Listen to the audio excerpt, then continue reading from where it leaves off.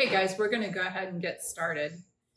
So good afternoon and welcome to Denton North Church. I'm glad that you guys are here, and it's fun getting to see your faces on Zoom this morning. And we started a little bit later today so that if any of you guys wanted to, you could tune in to Garland or to Wiley Church and participate in that and not have to miss out on Denton North as well. So I hope some of you got to take advantage of that. We're going to be continuing on with our sermon series on emotions and the character of God. And this morning, our topic is emotional idolatry. And after I introduce it, I'm going to be interviewing Tabby and April. And both of these women were part of the group that started Focus, our campus ministry here in Denton. April and her husband Grant attend the Arlington Church now. And of course, Tabby is here at Denton North with us. And I'm really thankful that they're joining us today, and I'm really excited for you to get to hear from them. I want to encourage you to keep working on memorizing Isaiah chapter 40. I know that when I had surgery, I got really behind on this, and so I'm going to encourage you. It's okay to be behind, but you can get caught up, so keep working on that. The text we're using today is Isaiah chapter 40, verses 18 through 20. But I'm going to back up and I'm going to read starting in verse 12 because I think it captures a lot of what we need to put this all together this morning. So Isaiah 40, verse 12. Who has measured the waters in the hollow of his hand, or with the breadth of his hand marked off the heavens? Who has held the dust of the earth in a basket, or weighed the mountains on the scales and the hills in a balance? Who can fathom the spirit of the Lord, or instruct the Lord as his counselor? Whom did the Lord consult to enlighten him, and who taught him the right way? Who was it that taught him knowledge or showed him the path to understanding? Surely the nations are like a drop in a bucket. They are regarded as dust on the scales. He weighs the islands as though they were fine dust. Lebanon is not sufficient for altar fires, nor its animals enough for burnt offerings. Before him all the nations are as nothing. They are regarded by him as worthless and less than nothing. With whom then will you compare God? To what image will you liken him? As for an idol, a metal worker casts it, and a goldsmith overlays it with gold and fashions silver chains for it. A person too poor to present such an offering selects wood that will not rot. They look for a skilled worker and set up an idol that will not topple. And I think that the verse that we're going to key in on this morning is verse 18. With whom then will you compare God? To what image will you liken him? You know, it talks about in this verse that idols are made of metals such as gold and silver. They're made of stone. And for people that can't afford that, the idols are made of wood that will not rot. But God tells us that whether they're rich idols or poor idols, it doesn't matter. They just don't work for us. And there's really nothing that can compare to him. And we see that throughout that passage with him telling us that no one had to teach him, that he knew all these things from the beginning. We don't tend to make our idols out of stone or metals today, because we don't have little idol statues for the most part, but we do indeed have idols. And so a couple of examples are just that wealthier people tend to idolize their investments, their status, their success in their jobs. And poorer people also seek success, but it's not always accessible to them. And so they tend more to idolize family and look to family as their support system. And as we've talked about over and over and over again in this series, there's nothing inherently wrong with these things. Like, these things can be good. It's just, do we see these things as things that God gave us for his purposes, or do we see them as things to use just for our benefit? We find our security and our happiness in a lot of these things. And when we don't have them, we start to feel anxious and fearful. And I think it's interesting that we're talking about that in this particular time when a lot of the things that we tend to cling to for happiness and security have been stripped away from us, and actually stripped away from us very quickly. So I think that this is a good time to evaluate that. So I'm going to ask Tabby and April some questions, and it'll allow them to give us some insight as to how God's character helps us to think about and avoid emotional idolatry. And if you have questions as we're going along, you can submit those through the chat button, and we'll take some time at the end to answer some of those questions. So Tabby and April, how have you pursued happiness and security and been unsatisfied? We are one. Let's answer together. I'm just kidding. I'll go first. So, as I was thinking about this, can y'all hear me okay? Send a little message if you can't. So for me, it really has to do with relationships, and purpose. So I don't know, how much y'all have talked about that, like in other sermons so far this semester, but, so yeah, I just have been like codependent in relationships in the past, thinking that it's other people that have to work to fulfill me. That could be in a romantic relationship, that could even be in friendship. But ultimately, like, I'm putting the weight on other people to satisfy my needs and make me happy. So very self-centered, approach to that. And then as far as like, purpose or,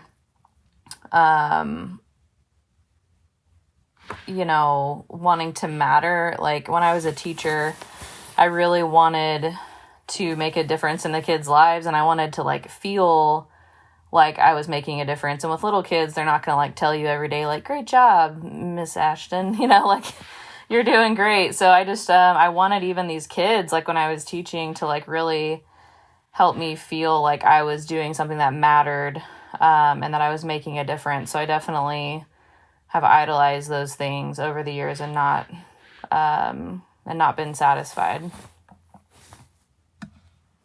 I have pursued, I'm not big on happiness, but the security really hits home for me, and I've pursued that through control and self-reliance. And a lot of that is just trying to like essentially create a space where I feel certain and I know what's going on. And I think that's pretty common for most people, but mine will get to where I will only rely on me because other people, I don't feel like they can do it, or I don't want to burden other people with it. But then what ends up happening is I get overwhelmed.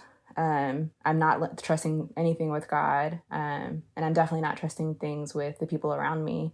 And so that really limits my ability to be ministered to, and limits the ability for other people to minister to me in my life, and even for them to be ministered to. And it just leaves me, I found it unsatisfactory because it leaves me overwhelmed. It leaves me exhausted, and it leaves me ultimately alone. It just kind of puts you into this dark space. And so that's been something I've been really grateful for within our community, on the importance of relationship. I have friends like April and Melissa Collini, and like just people who are like, here's my life.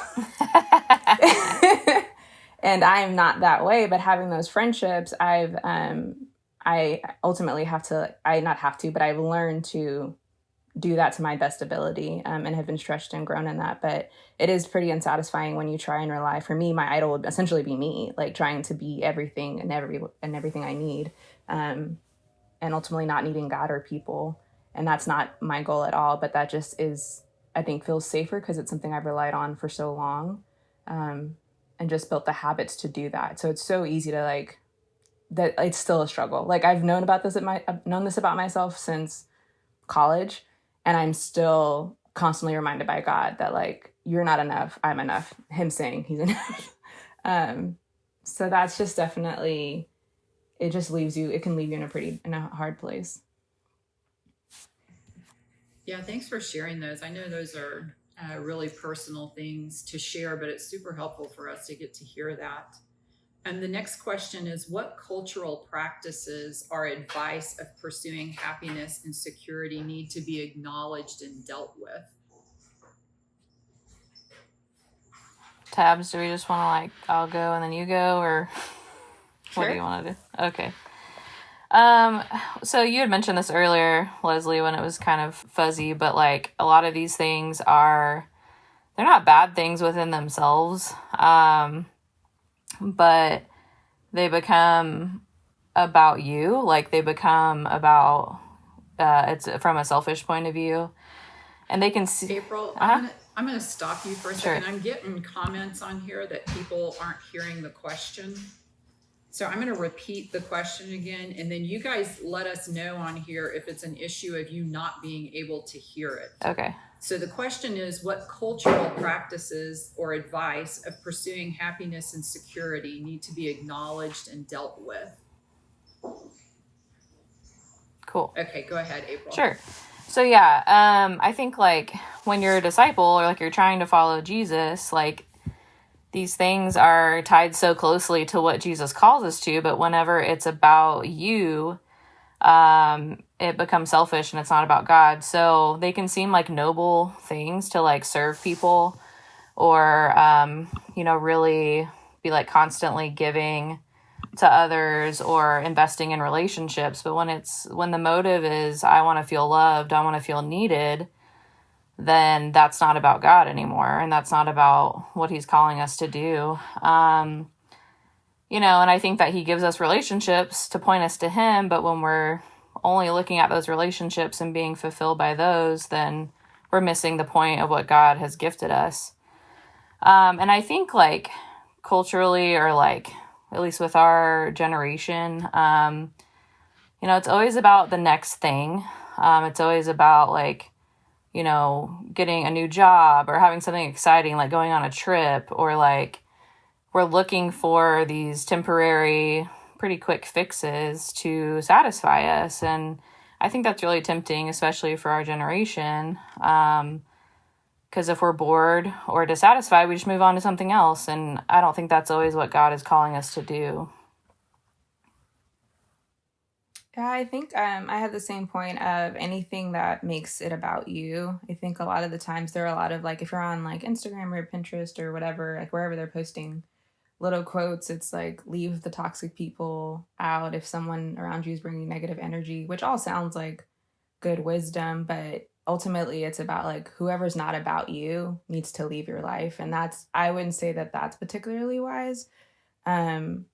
And just being mindful of what that's saying. Like as disciples, you're going to have people in your life who are hard, or who challenge you in a way that it's uncomfortable. And you may be the person who needs to tell them like, you're pretty negative. If you want people to be around, you need to deal with that. Instead of just being like, all toxic people out of my life. I think that's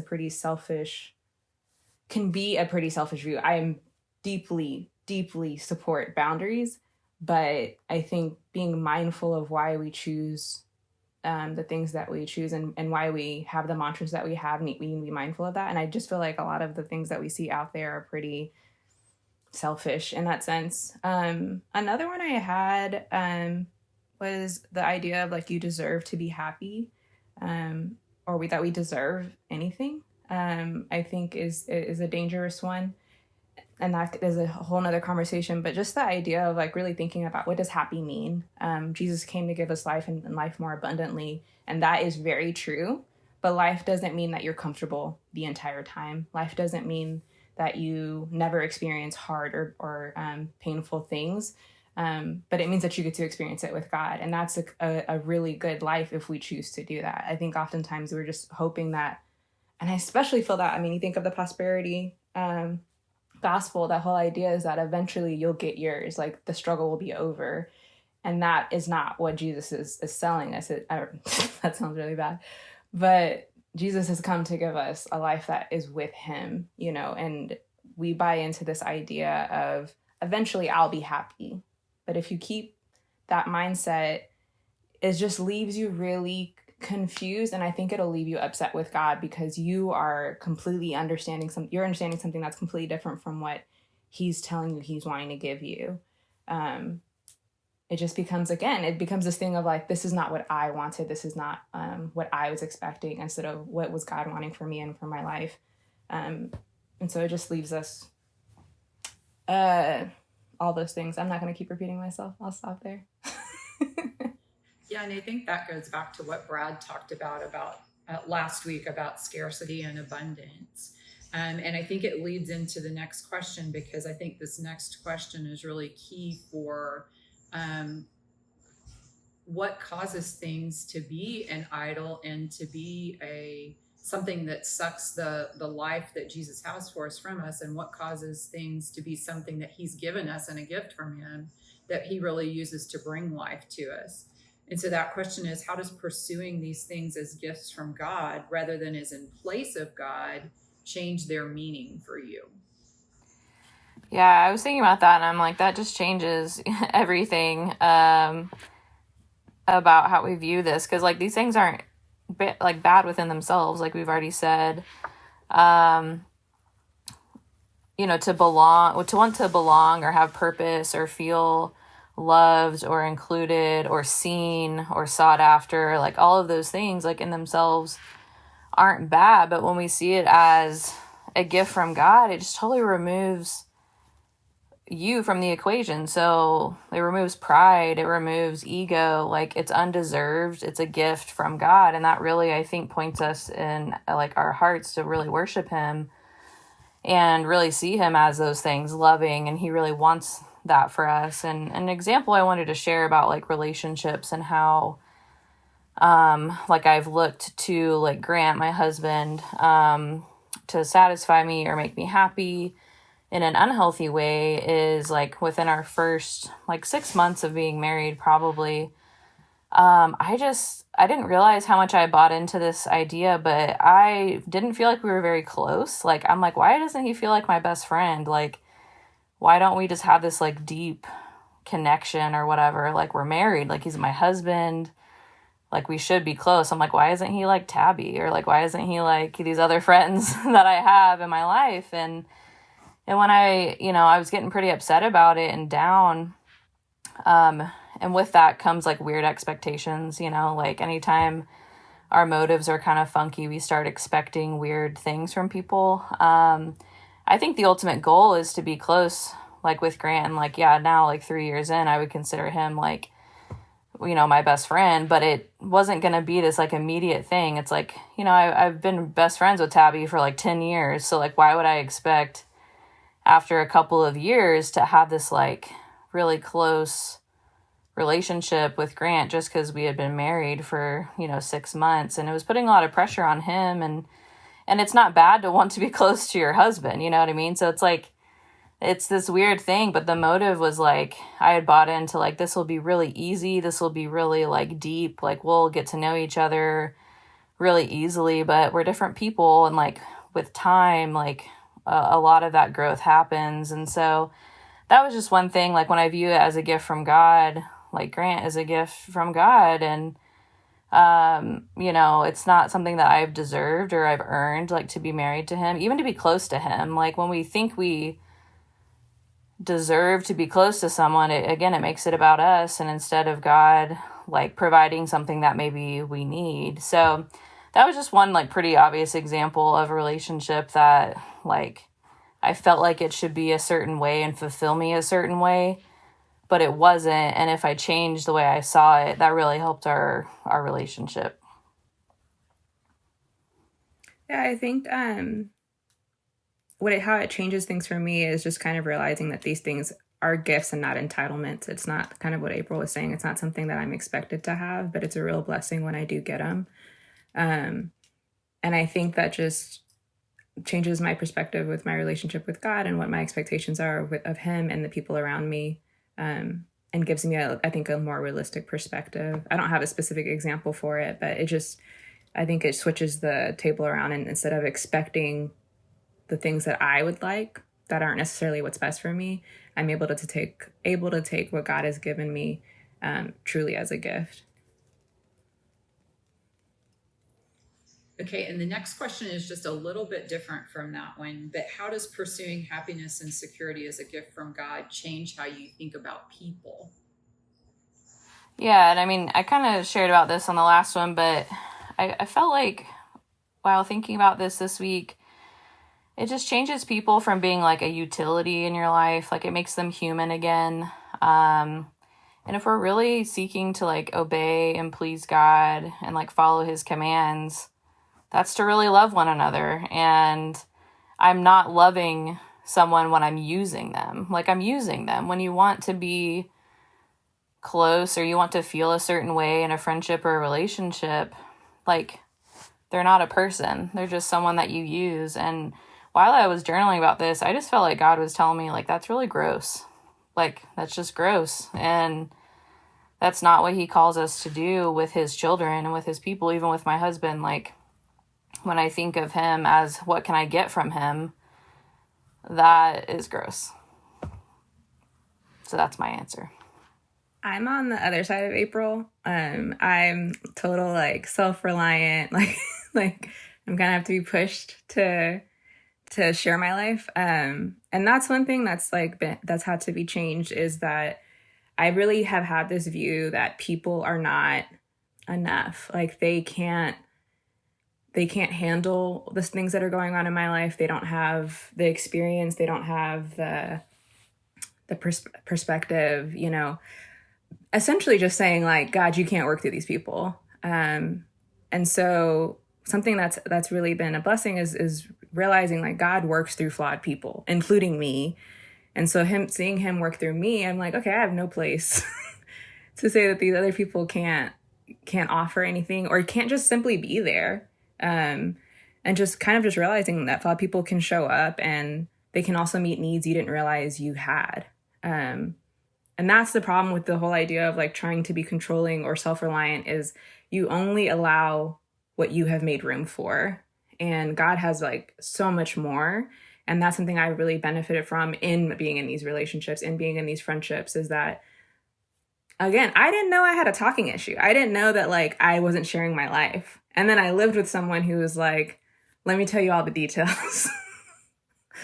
And, that made me realize like, I don't know that I'll ever get there, but I realized like we are made to be in relationship, and that means being relational, and that means sharing your life. And so for me, having that perspective has really helped me appreciate people as a whole. I think before I've always valued people, but I've never valued them as people, which again, the opposite from April, I've never valued them for what they can bring into my life in a good way. I've always thought of people as more burdensome than helpful.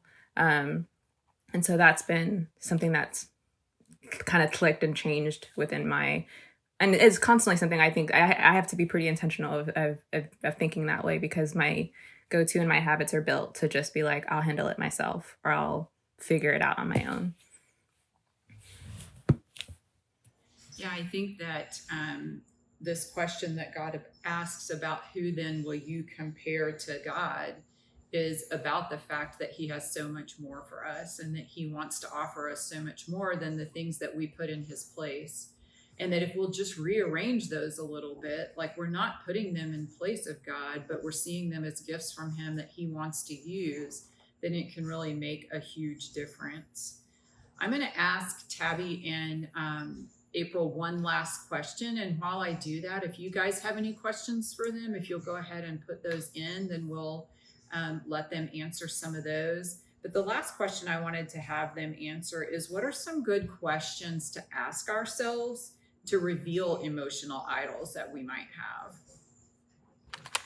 Yeah, this may seem weird, but just like, what are you continually disappointed by? I feel like that was a question I had to like come to terms with, because I was continually disappointed by people, and it was because I was elevating them and expecting too much from them.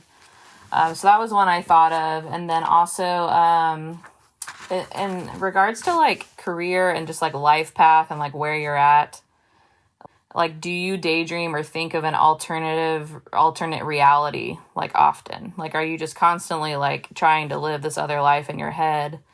I think that could reveal some idols in your life. Yeah, I just have, the basic, is this about you? Like, are you making it about you? Like, what is my lens? What's my reasoning for what I'm doing? So much of my reasoning seems logical. And that's where it's really helpful to talk it out with other people, because in my head, I can make anything seem reasonable, and I can justify how I feel in that moment and justify staying in those emotions. And so really trying to break down, is this about you? And I think when you're just doing it yourself, it's going to be hard to determine that, because again, we'll self-reason and really convince ourselves that like, no, I'm just and I'm right. And then, is this defining me? And I was, and on that aspect, I know it sounds similar to the other ones, but I was thinking also just of like, with anxiety, I think I can often say like, well, I feel like this because I'm anxious, or this is just who I am because I'm an anxious person.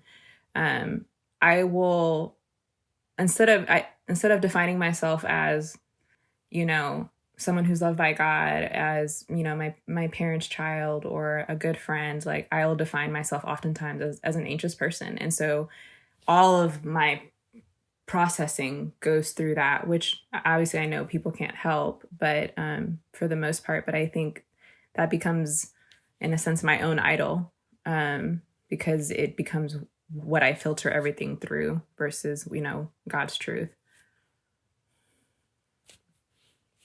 Okay, I'm not seeing any questions. Does anybody have a question? Okay, here's one. Tabby, you mentioned boundaries. How do you determine healthy boundaries while still dying to yourself? I have to really talk to other people about this, because I will have extreme boundaries. I think it's really important to really consider the person you're trying to have boundaries with, what's necessary for them, and what you are able to do within your limitations. Like, I think for me, there are things that I can handle up to a certain point, and I'm not going to not be able to serve other people just from that one situation. But there are situations where it's like, well, this is overwhelming and I can't handle it on my own. There needs to be more people involved in all of this. So it really is situational. I think the dying to yourself idea can be dangerous. Specifically, I would say for our group, I think we all kind of, we pride ourselves in what the things that we're willing to do for other people. And then people get burnt out. And you don't want to be someone who forgets why you're doing what you're doing. You don't want to forget that this is all about loving people and loving people well.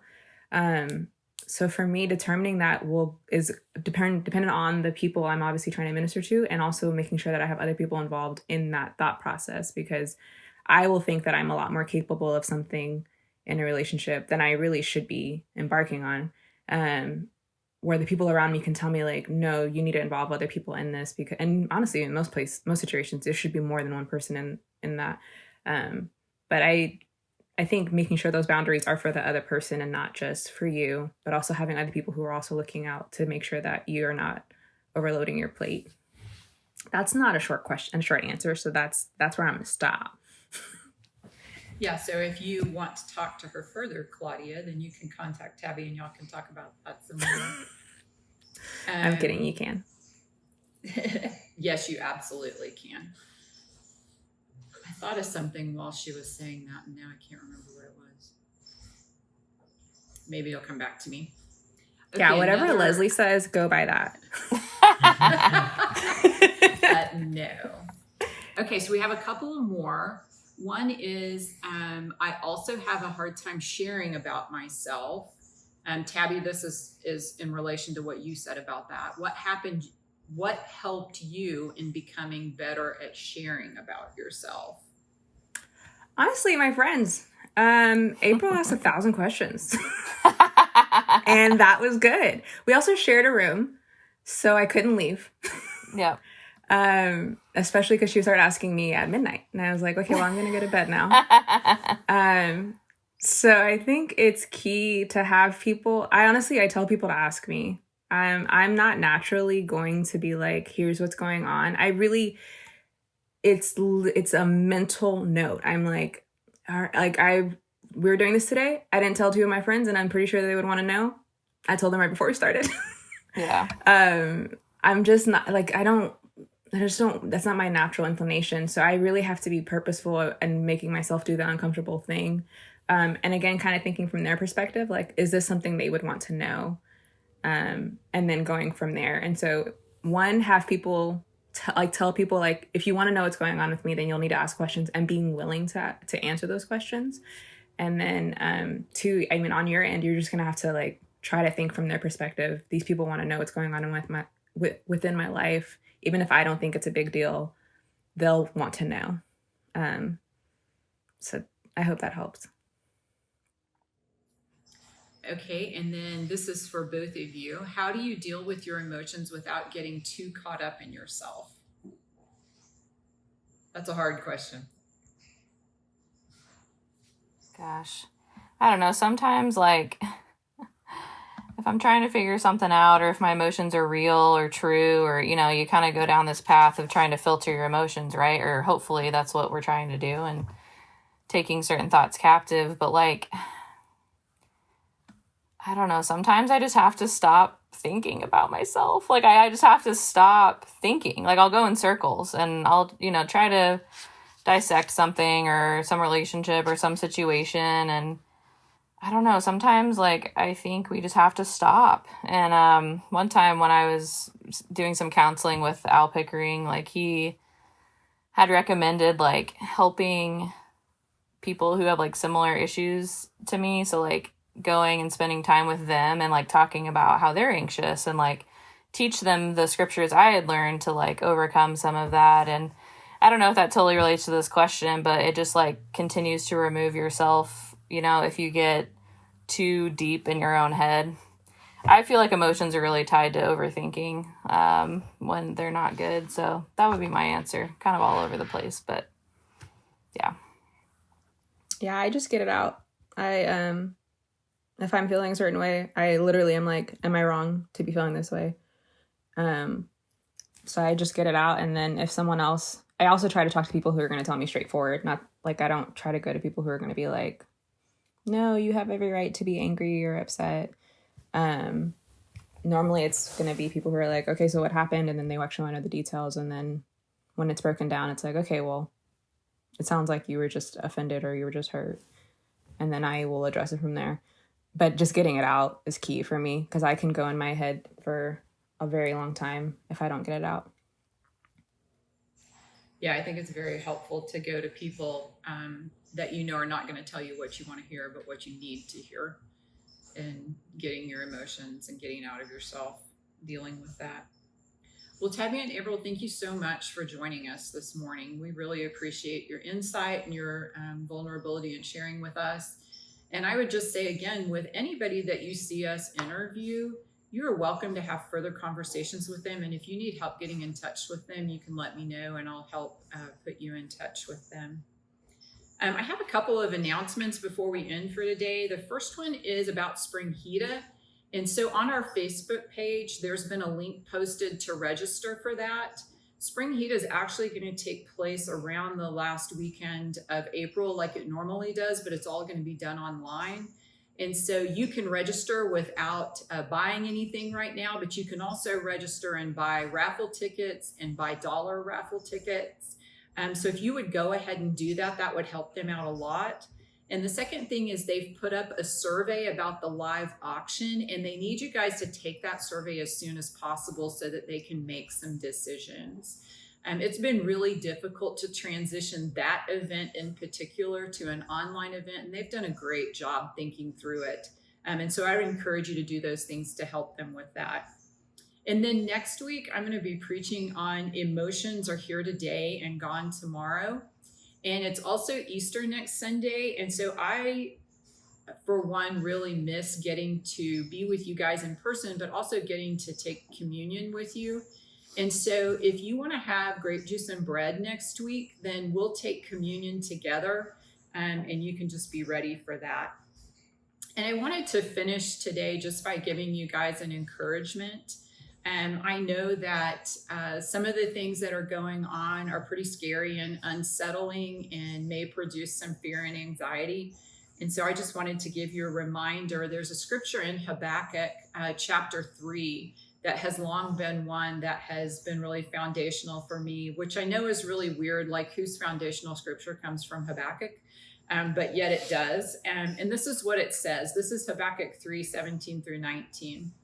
Though the fig tree does not bud and there are no grapes on the vine, though the olive crop fails and the fields produce no food, though there are no sheep in the pen and no cattle in the stalls, yet I will rejoice in the Lord. I will be joyful in God my Savior.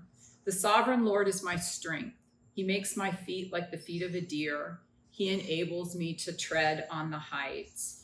And I think one of the things that I appreciate so much about this scripture is that it reminds me that faith is not believing that bad things won't happen, but faith is believing that no matter what happens, God is working for my good and that he is in control and that I will be okay. And God is with us, and he is our security. He is our happiness. He is our abundance. And he's given us this community, and we're going to share the resources that God has given us. And so if you're feeling anxious about not having a job right now, about how you're going to pay rent, about having food to eat, whatever the case may be, just know that as a community, we're going to share those resources. And while one of us might not have very many resources, all of us together have way more resources. And so we're going to help each other, and we're going to get through this. If you need anything, or if you know of anybody who needs something, whether that's financial help, whether it's emotional support, whether it's somebody to pray with them and for them, just whatever it is, please feel free to contact me or Brad or Don or Kurt, our elders, or any of our Chula leaders or our small group leaders. Any of those people can help you with those things, and we would be happy to talk with you about that. So I just wanted to encourage you in that way today, and let's just end with a prayer. God, I just thank you so much for being a God that is so much better than anything we can manufacture on our own. And I thank you for being a God that cares about what's going on in our world and in our lives, and for being a God that's able to do something about it. And so I just lift up people that are struggling with illness, people that are out of work, people that are wondering and fearful about what's going to happen next. And I pray, Lord, that you would give us your peace, that you would remind us that you're working for our good and that you're still in control, even if we don't understand what's going on. And I pray that we'll be diligent about looking out for each other, about telling each other the truth and reminding each other of the hope that we have in you. We love you, and we thank you for being our God. In Jesus' name, amen. Hope you guys have a great day. Thanks for joining us this morning. There are two last kind of comment questions on the chat. Oh, sorry. Just like housekeeping things. One's about Pizza Theo and one's about church next week. Okay, one of the questions is what time is church next week? And we will let you know about that. So watch for an email about that, because I'm not totally sure yet. And what was the other one? Pizza Theology. And also Pizza Theology is today. Is it at 4 or 4:30? Does anybody know? 4:30? Okay. And so if any of you guys want to join in on that, you can do that. Did that answer all of them? Okay, good. All right. See you guys later.